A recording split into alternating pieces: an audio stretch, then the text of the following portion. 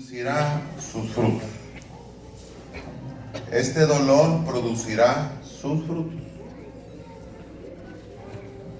Y mientras pensaba en el día de hoy, ¿verdad? Todo, porque he estado viendo, incluso han dado enseñanzas sobre cómo murió Jesús.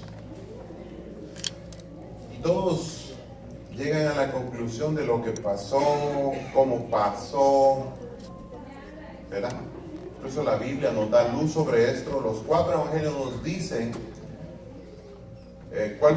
cuál fue el sufrimiento de Jesús estando en la cruz de Calvario, y no solamente en la cruz, sino antes de llegar, su arresto. Y quizás todos sabemos que no fue fácil, pero a veces no pensamos, no meditamos en eso. Yo no sé cuántos padres de familia aquí hay, mamá, papá, que tenga hijos y que diga de repente cuando un hijo se golpea, ¿qué es lo que hacemos? ¿Qué es lo que sentimos? O cuando un hijo nuestro está con calentura, con fiebre, uno dice, a mí me ha pasado, yo quisiera ponerme por él. Al ver el sufrimiento de ellos, de mis nietas, a veces al principio fue de mis hijos y después ahora con mis nietas, cuando uno las ve enfermas, dice, wow, yo quisiera tener la calentura en vez de estar viéndolas sufrir. Yo creo que todo padre le da eso, ¿cierto o no? Y uno quisiera ponerse por ellos, pero no se puede. Y la palabra, la Biblia dice en el libro de Lucas capítulo 24, el primer versículo, dice: el primer día de la semana, muy de mañana, vinieron al sepulcro trayendo las especies aromáticas que habían preparado y algunas otras mujeres con ellas. Y hallaron removida la piedra del sepulcro, y entrando no hallaron el cuerpo del Señor Jesús. Aconteció que estando ellas perplejas por esto, y aquí se pararon junto a ellas 2 varones con vestiduras resplandecientes, y como tuvieron temor y bajaron el rostro a tierra, les dijeron: ¿por qué buscáis entre los muertos al que vive? No está aquí, sino que ha resucitado. Acordaos de lo que os habló cuando aún estaba en Galilea, diciendo: es necesario que el Hijo del Hombre sea entregado en manos de hombres pecadores, y que sea crucificado y resucite al tercer día. Entonces ellas se acordaron de sus palabras, y volviendo del sepulcro dieron nuevas de todas estas cosas a los 11 y a todos los demás. Era María Magdalena y Juana y María, madre de Jacobo, y las demás con ellas, quienes dijeron estas cosas a los apóstoles.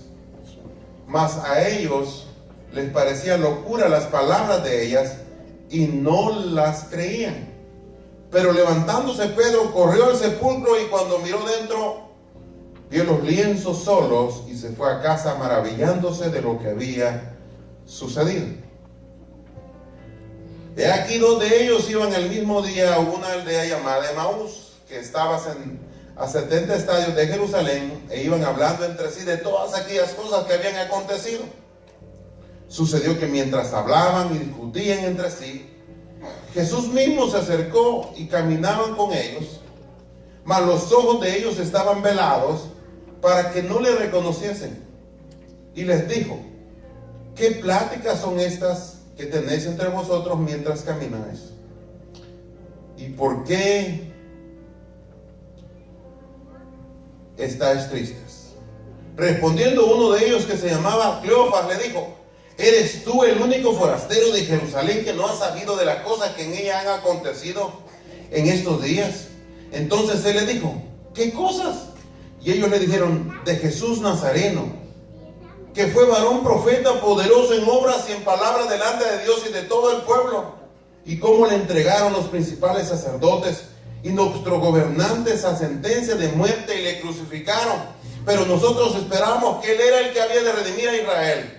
Y ahora, además de todo esto, hoy es ya el tercer día de esto ha acontecido. Y aunque también nos ha asombrado unas mujeres de entre nosotros, las que antes del día fueron al sepulcro, Y como no hallaron su cuerpo, vinieron diciendo que también habían visto visión de ángeles, quienes dijeron que él vive. Y fueron algunos de nuestros al sepulcro y hallaron así como las mujeres habían dicho, pero a él no le vieron. Entonces él les dijo: oh insensatos y tardos de corazón, para creer todo lo que los profetas han dicho, ¿no era necesario que el Cristo padeciese estas cosas y que entraran en su gloria? Y comenzando desde Moisés y siguiendo por todos los profetas, les declaraba en todas las escrituras lo que él decía. Llegaron a la aldea donde iban y hizo como que iba más lejos, más ellos le obligaron a quedarse diciendo: quédate con nosotros porque se hace tarde y el día ya ha declinado. Entró pues a quedarse con ellos, y aconteció que estando sentado con ellos a la mesa, tomó el pan, lo bendijo, lo partió y les dio. Entonces les fueron abiertos los ojos y le reconocieron. Mas él se desapareció de su vista, y se decían el uno al otro: ¿no ardía nuestro corazón en nosotros mientras nos hablaba en el camino y cuando nos abrió las escrituras? Y levantándose a la misma hora volvieron a Jerusalén y hallaron a los 11 reunidos, a los que estaban con ellos, que decían: ¿ha resucitado el Señor verdaderamente y ha aparecido a Simón? Entonces ellos contaban las cosas que les habían acontecido en el camino y cómo le reconocían o cómo le reconocieron al partir el pan. Amén. Lo que hemos leído para algunos puede ser ciencia ficción, para otros puede ser algo como que, ¿verdad? Es algo que escribieron. Pero para nosotros que somos cristianos, que reconocemos a Jesús como nuestro Salvador personal de nuestra vida, es algo trascendental. Porque los cristianos de aquel tiempo que habían comenzado con Jesús, llamados los discípulos, fueron discipulados con él y comenzaron a caminar con él. Y aunque él ya les había dicho o les había adelantado, pero ellos no podían creer lo que iba a pasar. Después de 3 años y medio de caminar con sus discípulos, no solamente eran 12, sino era una cantidad muy grande de personas que seguían a Jesús. Podemos observar y ver de que en este momento, después de la crucifixión, muchos le abandonaron, muchos sintieron que les podía pasar lo mismo que a Jesús le iba a pasar, o lo que le estaba pasando en un momento dado. Y hay muchos relatos en la Biblia de cómo algunos discípulos corrieron, otros tuvieron temor de morir también, a consecuencia de que eran seguidores de Jesús. Ahora, en la cruz se estaba llevando una lucha tan grande porque había una gran victoria. Y aquí es donde usted y yo tenemos que entender algo: entre más guerras tenemos, entre más batallas tenemos, mejor será la victoria. Cuando es que reconocemos que algo está en control del Señor? Es cuando tenemos muchas luchas, es cuando tenemos muchos problemas y dificultades y enfrentamos situaciones que a veces nosotros pensamos que ahí vamos a morir, pero ¿sabe qué? Ahí es donde el Señor toma el control y uno reconoce de que Dios me va a ayudar. La Biblia dice que Jesús no abrió su boca, fue arrestado. Después de su arresto le quisieron defender. Pedro saca la espada, que no se la bajaba, aún siendo discípulo. Andaba su espada, le cortó la oreja a uno de los que quería arrestar a Jesús. Jesús tuvo que ponerle para atrás la oreja a la persona que la perdió, y comenzaron los milagros. Donde Jesús estaba, o donde Jesús siempre está, siempre usted va a ver milagros. Arrestan a Jesús, se lo llevan, y por todo lo que la Biblia dice y lo que los doctores incluso enseñan sobre cómo una persona puede morir, y han estudiado los evangelios y han visto cómo Jesús perdió su sangre y cómo es posible de que incluso lo que salía del cuerpo de Jesús era sangre y agua. Prácticamente todos sudamos, ¿verdad? Pero a Jesús fue tanto el estrés que la sangre le brotaba por el rostro, por su cuerpo. Usted sabe lo que es el estrés, cuando uno está estresado, tiene problemas, dificultades, está trabajando y hay algo que lo está agobiando. Pues algo así comenzó a sucederle a Jesús antes de ser crucificado. Porque había una ley que decía que tenía que ser azotado 40 menos 1. Según los judíos, a una persona no se le podían dar más de 39 azotes. Así que así fue como lo hicieron con Jesús. Cuando lo arrestan, imagínense usted estar en una cárcel esperando al día siguiente. Primero lo maltratan, en la mañana amaneció que lo empezaron a golpear, lo agarraron y lo azotaron. Dice que lo desnudaron y le comenzaron a dar 1, 2, 3, hasta llegar a 39 latigazos.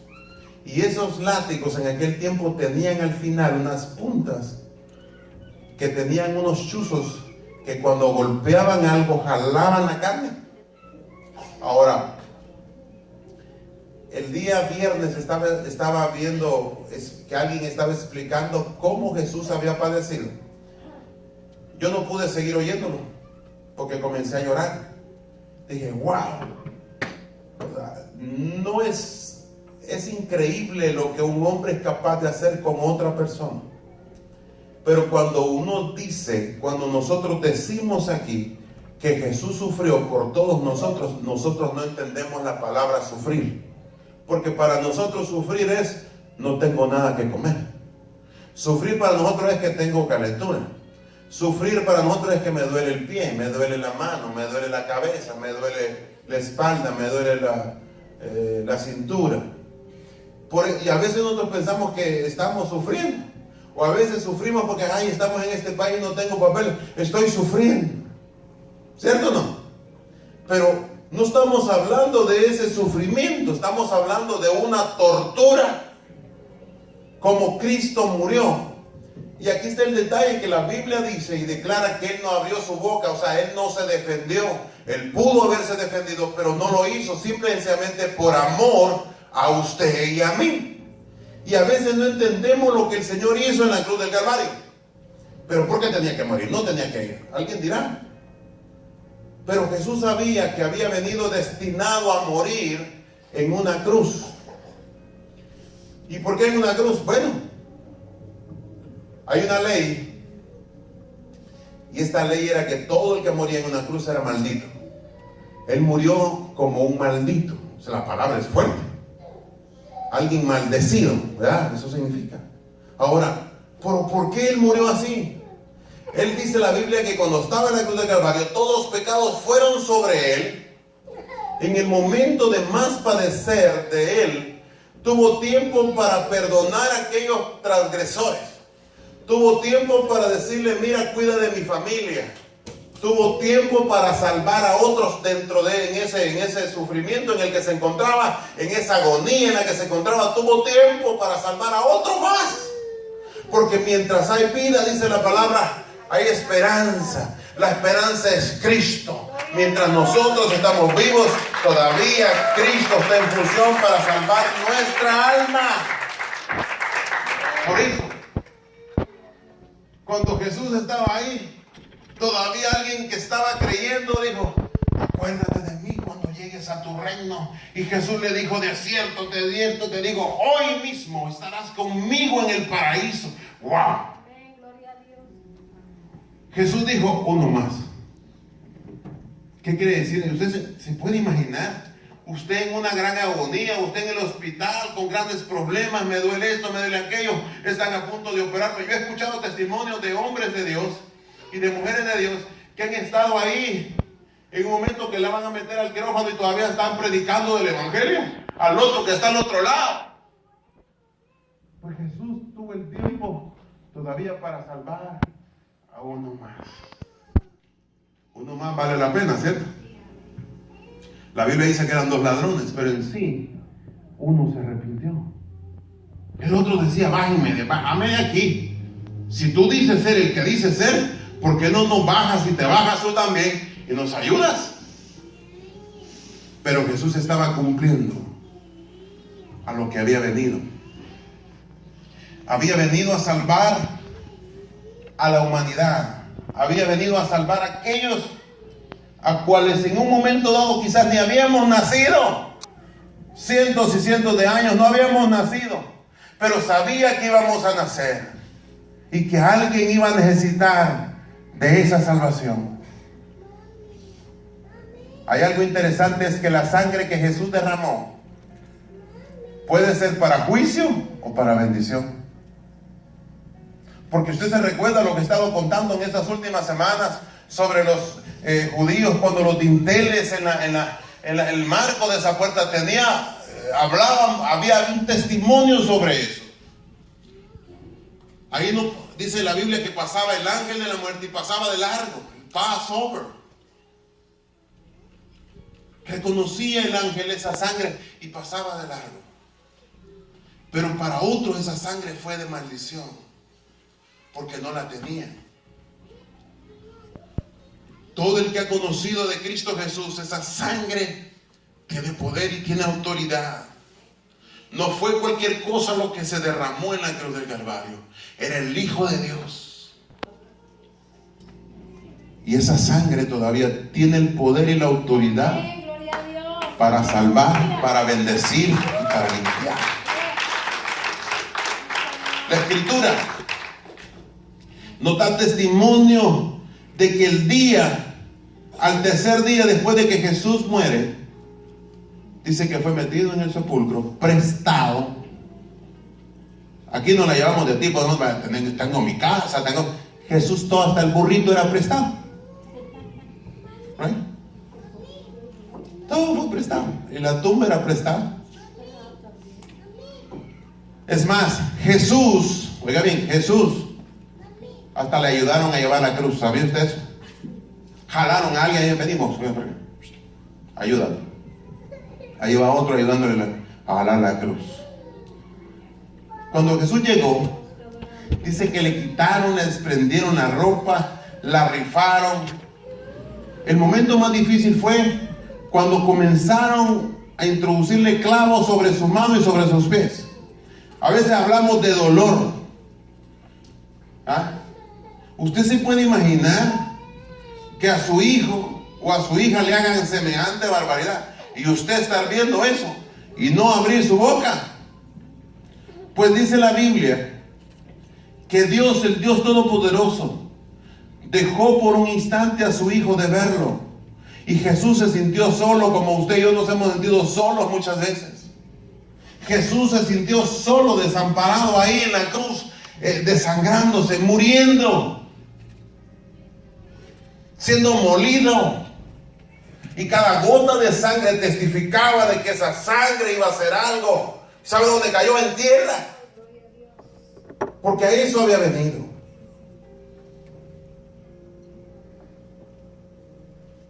La Escritura dice que lo tomaron, incluso le metieron una lanza en su costado, y dice que lo que salió fue sangre y agua. Ahora, yo me preguntaba siempre, ¿cómo es que Jesús había muerto? Jesús había comenzado a morir desde que comenzaron a insultarlo, a vituperarlo, a golpearlo, a escupirlo. Le pusieron, para burlarse de Jesús, le pusieron una corona de espinas, porque él decía ser el Rey de Reyes. Entonces vinieron, le ponen una corona de espinas y le pusieron una capa y le dijeron, ¿sabes qué? Tú eres el Rey de los judíos. Y hicieron una placa donde decía, el Rey de los judíos. Él era el Rey. Él es el Rey. Sí, Señor, amén. Gloria a Dios. Burlándose, decían ser, tú eres el Rey de los judíos, y se burlaban de él. ¿Alguien se ha burlado de usted en su vida? ¿Cómo se ha sentido cuando se burlan de usted? ¿Saben? En muchas ocasiones cuando se han burlado, por lo menos de mí, Yo digo por dentro, las personas no saben quién yo soy. Las personas no me conocen. Quizás no podré hablar inglés, o no podré ser esto, no podré hacer aquellas cosas, pero cuando las personas me conocen, dicen, wow, lo que Dios ha hecho contigo. El viernes le enseñé una foto a unos hermanos de cuando yo tenía alrededor de unos 24 años. Y dijeron, wow, qué viejo se ve en esta foto y qué joven se ve ahora. Y yo les dije, esto es lo que hace el Señor. Porque eso es lo que sabe hacer el Señor. Cambiarnos, transformarnos. Ahora, Jesús tiene que hacer tantas cosas estando en la cruz, que cuando le meten esa lanza, sale agua y sangre. Otro evangelio dice solo agua, pero yo tomé el libro de Lucas. ¿Todos saben que Lucas qué era? ¿Lucas era qué? ¿Lucas era qué? Lucas habla de eso. Lucas fue, uno dijo, wow, salió sangre y agua. Porque él era doctor. ¿Y sabe cuándo es que ya alguien sale agua y sangre? Es cuando ya su corazón ha explotado. Es cuando su cuerpo está en su máximo estrés. Por eso él, dice la Biblia, lloraba gotas de sangre. Todo su cuerpo estaba sintiendo el estrés y por sus poros salía sudor y sangre.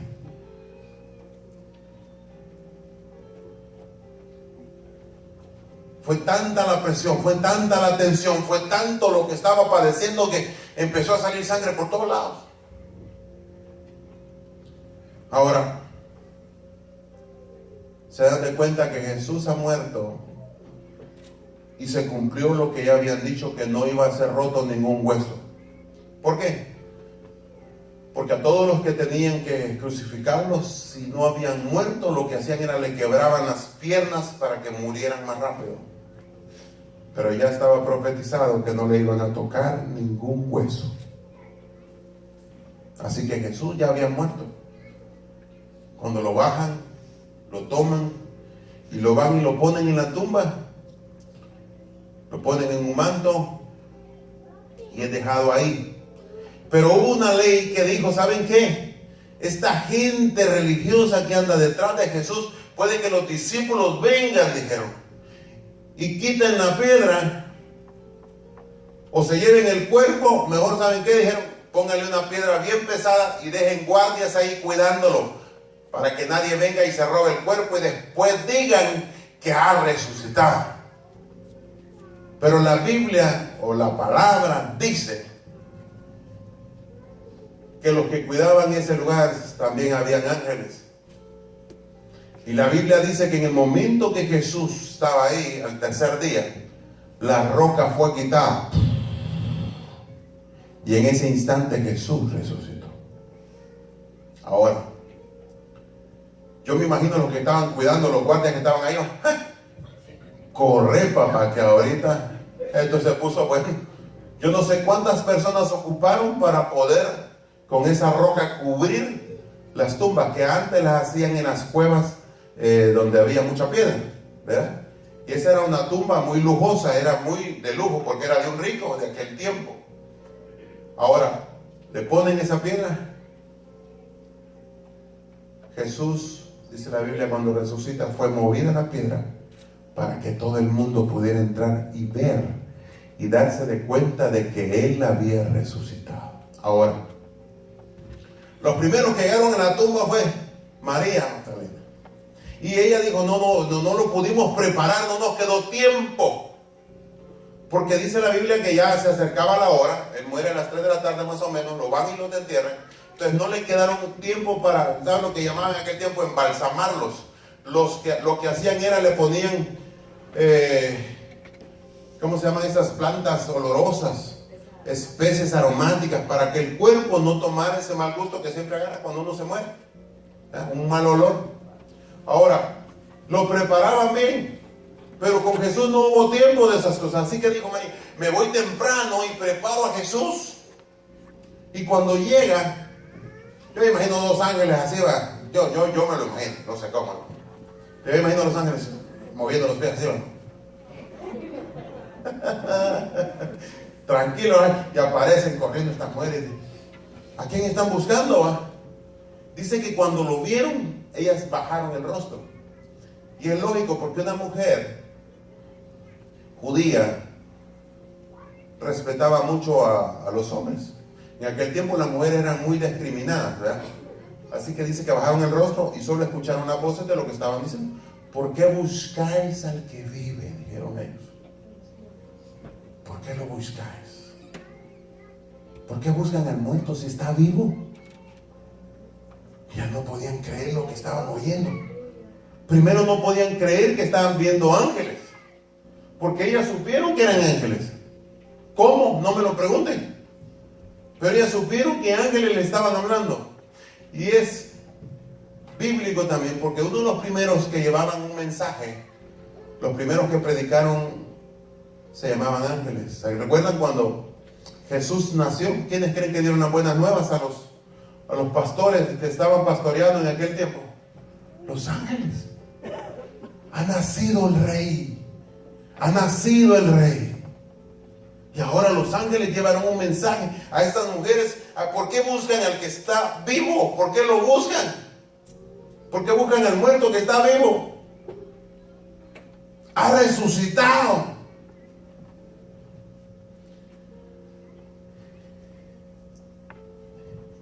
Interesante saber que cuando yo le hablé a ustedes de este dolor producirá sus frutos, es porque el Señor tenía que producir un fruto en lo que estaba pasando, el problema, lo que enfrentó, la situación. ¿Cuántos de nosotros no hemos enfrentado situaciones difíciles? El doctor te dijo una cosa y usted comienza a pensar, a darle mente, ¿y ahora qué voy a hacer? O usted tiene una deuda exagerada y dice, ¿cómo voy a pagarla si no puedo? Entonces usted empieza a estresarse. Usted comienza a pensar, a darle mente a la situación. O usted tiene unos hijos que, están metidos en problemas y usted quisiera ayudarlos, pero no le hacen caso. ¿Cómo lo voy a hacer? ¿Cómo voy a resolver este problema? Tenemos tantas cosas de las que podemos hablar, pero al final ese dolor producirá su fruto. En Jesús el fruto del dolor se llama resurrección y vida eterna. Dio un fruto y me hace pensar en Abraham y Sara. Dios les dio un mensaje desde el principio a Abraham y le dijo, mira, yo te voy a hacer padre de multitudes. Pero ¿sabes qué? Sal afuera y mira todas las estrellas que hay ahí. Así yo voy a hacer tu descendencia. Pero no me diga a mí que fue fácil para Abraham creerle a Dios. Hubo dolor. Llegó a sentir el momento en su vida de que no podía procrear. Dios le había mostrado tantas estrellas y un hijo no lo podía dar. Oigan. Hoy aprendí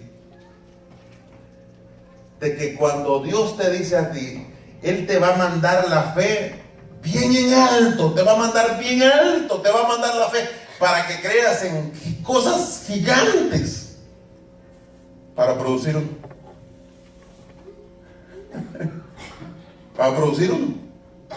A Abraham Dios le mostró las estrellas, le dijo, contala. ¿Qué más le enseñó? La arena del mar. Así va a ser tu descendencia. Tenés que creerlo. ¡Wow! Dijo Abraham. Y pasaron los años y no pasaba nada. ¿Usted cree que eso no produce aflicción? no produce estrés, no produce algo como que, Señor, ¿y qué voy a hacer entonces? ¿Qué está pasando con tu promesa? ¿Qué está pasando con lo que yo he creído? ¿Qué está pasando con lo que tú me has dicho que va a pasar? ¿Qué pasa, Señor? Pero aquí es donde viene. Ese dolor producirá su fruto, no importa lo que estás pasando. Lo que ese dolor te va a producir ahora, mañana va a ser convertido en una bendición. ¿Cuántos dicen amén? Y eso fue lo que Jesús hizo. El dolor que él padeció produjo su fruto. Y Dios me dijo que les dijera esto hoy a ustedes. No importa lo que hoy están padeciendo, va a producir un fruto. Por más difícil que la estés pasando, algo va a hacer Dios de tal manera que te va a bendecir y después ni te vas a acordar. Frutos. Mire, cuando Abraham vio su bendición, cuando un ángel se le fue enviado para decirle a él que su esposa iba a quedar encinta cuando ya estaban viejitos, pues ya nada de nada, ¿verdad? Ya ni era el tiempo para quedar embarazada, ya no había esa cosa. Ya el tiempo había pasado, dice la Biblia. Uno de 100 y el otro de 90.